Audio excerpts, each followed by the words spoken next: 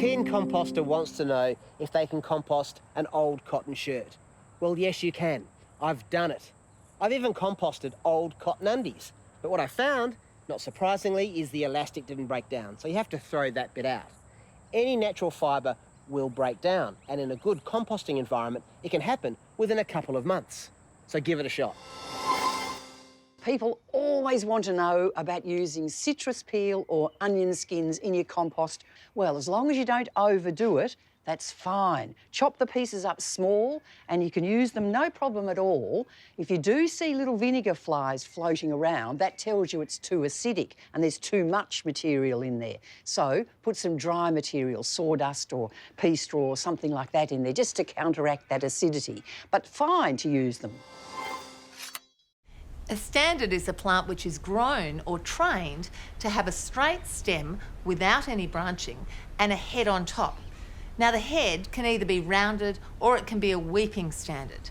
You can either grow your own with a plant that's naturally bushy, such as a lily-pilly or ficus, and simply take off the lower limbs and then keep pruning so you get a nice tight head, or sometimes plants are actually grafted onto a different rootstock, which is the case with a standard rose or a weeping cherry.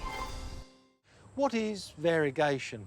Well, these are two variegated plants, so when you see these different patterns, you've got two different variations of variegation. The reason they've got these patterns is because in certain parts of their leaves, they don't have chlorophyll, the green pigment which plants use to manufacture energy. You don't often see these things occurring in the wild. They're more common in cultivation. And the reason we perpetuate these is because we love the look of them. There's nothing wrong with these plants. It's not a disease. They're just genetic mutations which are stable. And to maintain this, you just take cuttings from the plants. How do I get better autumn colour out of my deciduous plants? Well, as a gardener, there's not really too much you can do. You see, the plant is reacting to cold overnight temperatures and shortening days. And it develops a chemical called anthocyanin, which gives you that great purple, red and orange colour to the leaf. You get more of this chemical produced on bright sunny days. So it's not really in your control. All you can do is select a cultivar that gives you better autumn colour. And some years will just be better than others. In gardening, you often hear terms that can go right over your head. Good examples are monoecious and diecious. What do they mean? Monoecious plants have both the male and female reproductive systems on the one plant. With diecious plants, you have separate male and female plants. Now you know, you can impress your friends with that one. But don't get them mixed up. What is a perennial? A perennial plant is a plant that lives for more than a couple of years, and you get them in both the ornamental and the vegetable garden. In the veggie patch, most plants we grow are annuals. They do their whole little life cycle in less than a year, things like basil. Some of them, they live for a couple of years, and they're known as biennials. Perennials are those plants that persist year after year after year. And of course, there are many beautiful plants you can grow in the flower garden, and also loads of perennial vegetables like rhubarb. If you live in a frosty area, it's really important you choose frost-tolerant plants. But when selecting those plants, understand that if it says it's frost-tolerant, it doesn't tell you what degree of frost tolerance the plant has.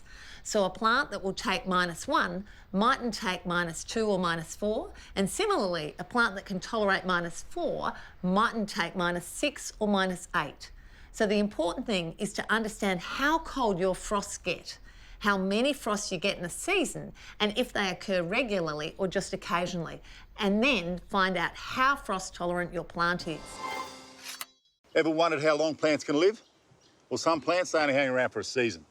So annuals, some of your favourite veggies like peas, for example, they're here for a good time, not a long time. Other plants, they take a much longer term view on growth. And the oldest individual tree with a recorded age of at least 4,862 years. That was a pine growing in Nevada in the United States of America, Pinus longeva. We know it was that old because it was cut down by a research student in 1964. Ouch. Ever wondered how many plant species we have on the planet? Well, scientists estimate that there's close to 400,000 plant species. Add to that the thousands of cultivars and hybrids developed by humans. It's absolutely mind-boggling. Now, Australia alone has over 23,000 unique species, making up the numbers. Why do trees lose their leaves in winter? Well, in actual fact, all trees lose their leaves. Evergreens lose them throughout the year consistently, whereas deciduous trees like these fruit trees drop them in autumn. It's a way of the tree conserving their resources over winter.